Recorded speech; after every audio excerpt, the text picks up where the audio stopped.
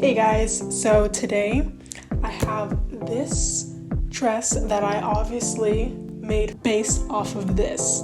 This is a very popular dress and I just wanted to give a little try to see if I can recreate it. So let me know which bottoms look the best, if any of them do at all. For these are the closest that I have to like copying this picture right here. I'm not really feeling these too much. I don't personally like light wash denim. Yeah, this one is definitely not my favorite. I don't think it's baggy enough. Let's try a different one. Okay, these, I actually don't mind this that much. These are bootcut jeans and the wash is a bit more better to what I like. So I actually don't mind these. Okay, now let's try the last one.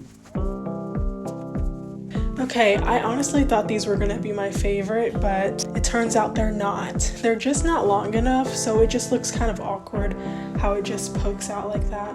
So I'm gonna revert to the other ones that I like better and then put the heels on and see how I feel. I don't know, to me it's kind of giving. I actually don't mind these at all. I think these are the winner in my eyes.